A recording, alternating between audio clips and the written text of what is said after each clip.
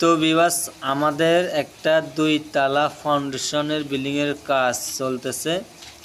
তো 2 তলা ফাউন্ডেশনের বিল্ডিংয়ের বেস কতটুকু দিতে হয়, পিলারের সাইজ, বিম ঢালাই, এই বিষয় নিয়ে আজকে এই সম্পূর্ণ ভিডিওটার মধ্যে আলোচনা থাকবে।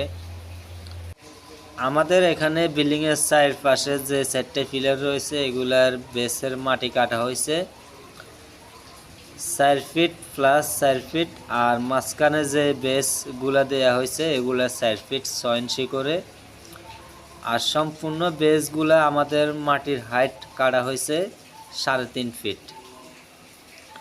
তো আমাদের এই বিটাটা অনেক উঁচা হবে। টোটাল ফ্লোর থেকে আমাদের শর্ট কলমের সাইজটা থাকবে 8 ফিট পর্যন্ত। তো আমাদের এখানে বেসের মধ্যে আমরা 5 সুতা রড দিতেছি, প্রতি 6 ইঞ্চি পর আমাদের এই রডগুলা বাঁধা হয়েছে। তাছাড়া কিন্তু এক্সট্রা 5 ইঞ্চি করে মাটাম দেয়া হয়েছে সম্পূর্ণ বেসগুলোর মধ্যে।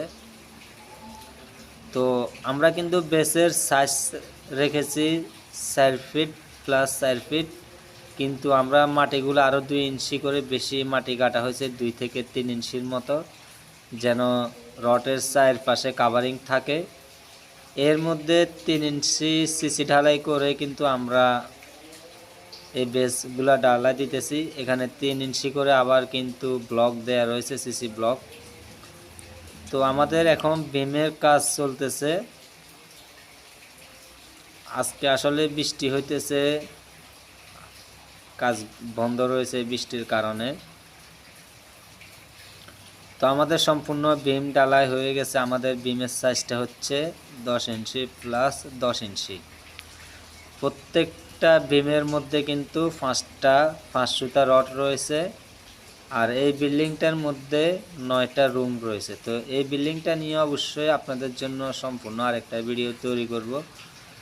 শুধু একটা না, আমাদের এই বিল্ডিংয়ের প্রতিটা ধাপে ধাপে কাজের ভিডিওগুলো কিন্তু আমাদের ইউটিউব চ্যানেলে দেয়া হবে।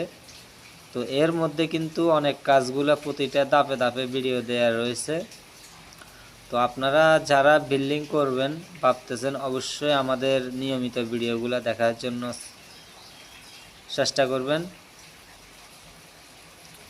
একটা কমন ভুল মালিকপক্ষ যে বিষয়টা করে সেটা হচ্ছে বিম ঢালাই দেওয়ার পরের দিন থেকে প্রচুর পরিমাণে বিমের মধ্যে পানি দেয়।